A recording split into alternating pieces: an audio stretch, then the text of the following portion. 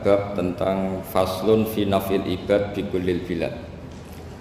Bab seharusnya seseorang memberi manfaat kapanpun dia berada, dimanapun dia berada. Jadi kapanpun dan dimanapun dia berada. Qala Allah Ta'ala wa ja'alani mubarakan aynama kuntu. Ayna fi an ibadihi aynama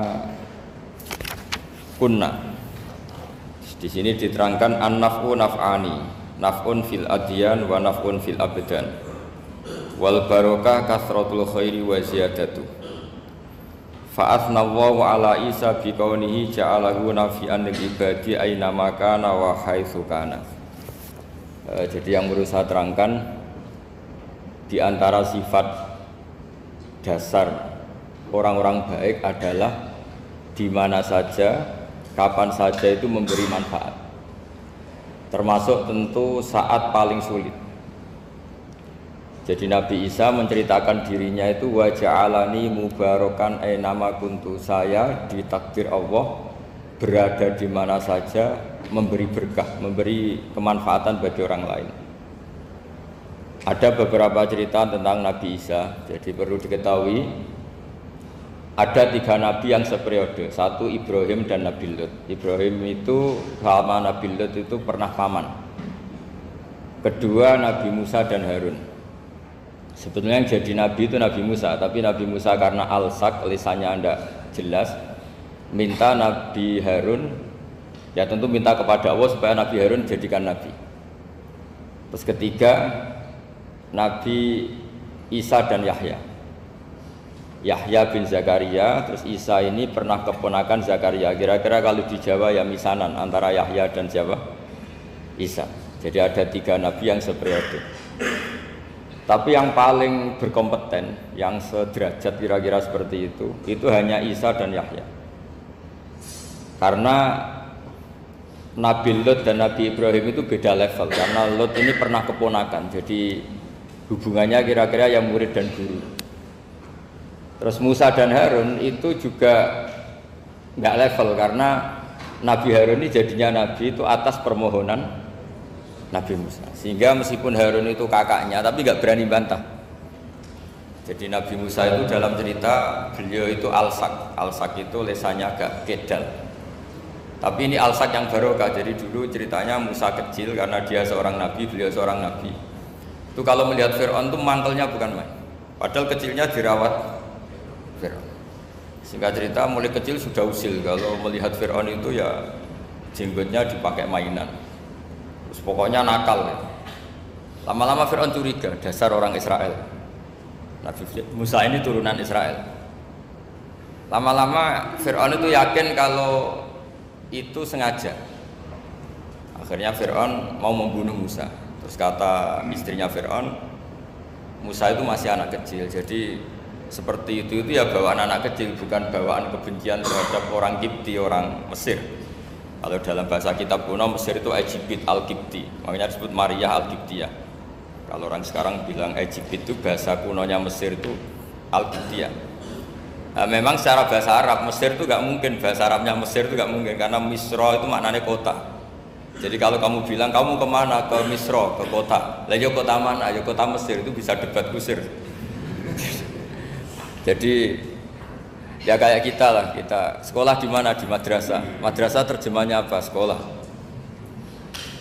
Nah, kemudian oleh istrinya Fir'aun ya gini saja, buktikan kalau Musa itu masih anak kecil.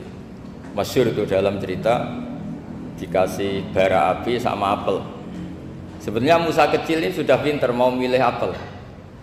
Sama malaikat Jibril diarahkan tangannya itu ngambil apa? Bara api terus dikunyah. Itu yang menyebabkan lisannya Musa itu alsak, agak pelak. Nah, ketika jadi rasul itu akan repot karena nanti harus pakai penerjemah. Jadi seorang rasul tapi lisannya tidak apa? Cakap. Akhirnya Nabi Musa realistis ngendikan ketika diutus, wa akhi Harun wa afsahu minni lisanan fa arsilhu ma yarid ayyusaddiquni inni akhafu ayyukadzibun. Ya Allah, saudara saya Harun itu lisannya lebih fasih. Tolong jadikan dia rasul. sebagai penguat saya. Akhirnya Allah mengabulkan doanya Nabi Musa, kemudian Harun dijadikan sebagai apa? Rasul. Sehingga meskipun satu angkatan, Harun dan Musa ini enggak level. Artinya enggak level itu ya Harun yang takut Musa. Terus ketiga ini Nabi Yahya dan Nabi Isa. Ini umurnya ya seangkatan, kecerdasannya, jadi nabinya sama-sama mulai kecil. Kita tahu Nabi Yahya termasuk yang diberi khitab Allah, ya Yahya khudil kitab bi quwwah wa atainahu hukma sobiyya. Yahya berpeganglah kitab secara kuat dan dia saya kasih kenabian ketika kecil. Sama dengan Nabi Isa yang disebut wa yukallimun nasa fil mahdi wa kahla. Sehingga karena selevel, dua nabi ini menjadi figur besar dalam manhaj, dalam metode dakwah. Dua, karena masih misanan tadi, kalau Jawa kira-kira mirip misanan. Dua nabi ini kalau memilih satu kampung, itu kalau Nabi Yahya itu milih kalau singgah di satu kampung, Nabi Yahya mesti tanya, orang sini yang paling soleh siapa, yang paling baik siapa. Ya terus singgah atau nginap di rumahnya orang baik tadi. Tapi kalau Nabi Isa enggak, orang sini yang nakal siapa, yang paling beling siapa. Terus Nabi Isa singgah di situ. Akhirnya ada pertanyaan dari Nabi Yahya, lima tanzilu ala syirarin nas. Kenapa kamu selalu singgah di orang-orang nakal? Syirar itu orang-orang nakal. Masyhur itu Nabi Isa menjawab, ana tabibun udawil mardo. Di mana-mana Nabi itu ibarat seorang dokter, kerjaannya tentu menyembuhkan orang-orang yang apa? Sakit. Jadi dua nabi ini sering berdebat, tentu debat yang baik. Dan itu menjadi cara Jawa itu punjeri ilmu. Jadi manhaj ilmu besar antara Yahya dan Isa. Begitu juga Nabi Yahya itu kelihatan agak rileks, panik, saking takutnya sama Allah. Kalau Nabi Isa itu rileks, pokoknya kumpul orang-orang nakal itu ya rileks. Akhirnya ada dua pertanyaan sekaligus nanti jadi dua manhaj. Kenapa kamu sering masam itu, sering kalau bahasa Arab itu abasa ya. Terus yang Nabi Yahya balik bertanya, kenapa kamu sering senyum, sering tertawa? Kenapa memangnya? Terus ka'annaka ta'manu min makrillah, kamu sering senyum kayak kami sudah terbebas dari azab Allah, dari ditegur Allah, seakan-akan kamu orang paling benar yang enggak akan salah. Nabi Isa balik tanya, sama kamu sering masam, sering meru, ka'annaka taqnatu min rahmatillah, seakan-akan kamu putus asa dari rahmatnya Allah. Sehingga kemudian itu jadi manhaj besar. Kalau terlalu senyum, ya dianggap orang yang kayak nggak punya perasaan dosa. Tapi kalau terlalu masam, terlalu merenggut, seakan-akan rahmat Allah itu terbatas. Sehingga seakan-akan Allah itu rahmatnya nggak cukup lah untuk mengelola manusia ini. Sehingga itu jadi metode besar yang masyhur itu dalam sebuah hadis Nabi ngendikan, ulama ummati ka anbiya Bani Israil. Ulama umatku itu kapasitasnya atau fungsinya atau manfaatnya setingkat nabi-nabi Bani Israil. Karena ketika umat ini enggak ditunggui para nabi setelah Rasulullah SAW, itu yang nunggui hanya ulama. Tapi ulama ini sudah cukup mewakili para nabi Bani Israil. Dan banyak syurahul hadis, para penyarah hadis mensarahkan Nabi tidak ngendikan ulama ummati kamisli seperti saya, tapi ka'ambiyai Bani Israel, bagaimana nabi-nabi Bani Israel. Nabi Bani Israel itu macam-macam, termasuk ada yang tidak nikah, yaitu yang bernama Yahya dan Isa. Delala umatnya Nabi itu ada orang alim alamah yang ilmunya melegenda, yaitu namanya Imam Nawawi. Itu tidak nikah sampai kabudut.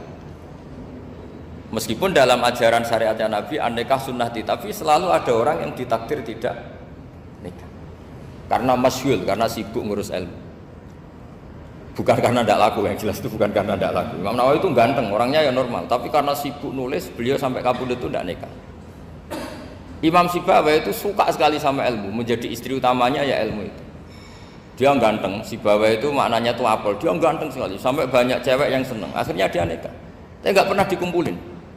Dia belajar terus. Ketika beliau ke pasar, dulu nggak ada supermarket, beli kertas, kitabnya dibakar semua sama istrinya. Dikira istrinya terus mencintai dia, malah diceraikan. Itu siapa? Imam Sibawayh. Terus ada umatnya Nabi yang paling unik di dunia, mungkin Pak dosen, saya kiai pun nggak bisa niru. Itu ada orang tuh ganteng sekali, istrinya cantik sekali. Itu tahu-tahu sudah 10 tahun tidak pernah hubungan suami istri. Karena ketika si suami itu tahu istrinya cantik, itu langsung sholat sujud syukur, sholat terus, saking senengnya punya istri cantik. Yang istrinya cantik juga solihah, tahu suaminya ganteng ya terus sholat terus syukur. Itu sampai berhari sampai bertahun-tahun. Terus ketika ketemu cocokan, dek kita sudah nikah berapa? Terus dilihat kayaknya sudah 10 tahun, tapi tidak pernah hubungan. Oh itu nggak kebayang itu. Ganteng sama cantik, kalau jelek sama jelek itu mungkin. Yang satu bilang naudzubillah, satu itu kan nunggu rafa saja. Ini nggak ganteng sama cantik. Nah, kenapa kualitas ulamanya Rasulullah itu bisa seperti Nabi Bani Israel? Karena agama ini, umat ini sudah ada ditunggui para nabi. Sehingga mau tidak mau kualitas ulama, alhamdulillah barokahnya Nabi itu berkualitas kayak nabinya Bani Israel. Nah, ini penting sekali saya utarakan supaya dicek saja. Kalau kita nggak percaya, dicek saja dalam hadis-hadis sahih. Misalnya begini, ketika Nabi memenangkan perang Badar, itu ada Asra Badrin, tawanan-tawanan perang Badar. Nabi suka musyawarah, suka rembukan. Ya Abu Bakrin, menurut kamu tawanan ini diapakan? Kata Abu Bakar, hum asyiratuka, mereka itu keluarga engkau, orang-orang Quraisy. Ya dibebaskan saja, pakai tebusan, nanti uang itu kita kelola supaya jadi penguat Islam, dan orang-orang ini merasa utang jasa karena harusnya dibunuh tapi kita bebaskan. Terus tanya, bagaimana kamu ya Umar, menurut kamu? Kata Umar, ini kan orang-orang yang dulu ingin bunuh kamu, yang ingin menghabisi jenengan, ingin dan sudah ngusir jenengan. Ya setelah ketangkap ya dibunuh, kok repot. Apa kata Rasulullah? Rasulullah spontan ngendikan, inna masalah kayak Abu Bakrin kama sali Ibrahim, kamu ibarat kayak Nabi Ibrahim. Izqala faman tabi'ani fa innahu minni wa man asani fa innakal ghafurur rahim. Jadi Nabi Ibrahim itu unik, melihat umat itu sesyafakoh itu. Syafakoh itu banget sayangnya. Nabi Ibrahim cara berpikir, faman tabi'ani fa innahu minni, orang yang ikut saya ya Allah pasti golongan saya, tentu layak masuk surga. Waman asoni, orang yang mendurhakai saya, fa innaka ghafurur rahim, engkau maha pengampun. Bukan yang mendurhakai langsung masuk neraka, enggak, engkau maha pengampun. Wa masaluka ya Umar kama salin Nuh, isqala rabbi la tadzar ala ardi minal kafirin dajjara. Umar, kamu mirip Nabi Nuh, inginnya semua orang kafir dihabisin. Ya masyhur kan Nabi Nuh itu enggak ingin ada orang kafir sampai ada banjir tufan. Nah kalau sampean tanya bedanya apa dengan garis keras sekarang? Bedanya ya beda sekali. Kalau Nabi Nuh benci sama orang kafir itu diserahkan yang punya, sehingga yang punya yaitu Allah yang menghukum dengan banjir bandang. Tapi kalau kita kan kadang kita bertindak sendiri, jadi potensi disalahkan. Yang jelas dalam hadis-hadis sahih, Nabi Nuh itu tidak bisa mensyafaati karena itu. Ketika diminta ini hadis sahih, bukan ada di Bukhari, ada di Muslim. Karena biasanya kalau di kota itu ditanya ini sahih enggak? Untungnya yang tanya kadang enggak paham, ini alhamdulillahnya, jadi wah repot. Nabi Nuh itu diantara sebabnya enggak bisa mensyafaati adalah pernah corong Jawa maksudno kaume. Kalau dalam bahasa Arab itu da'a li Zaidin berarti mendoakan positif, kalau da'a la Zaidin mendoakan negatif. Kalau orang Jawa itu ada doa, ada pasot. Nabi Nuh adalah orang yang pernah maksudkan kaumnya.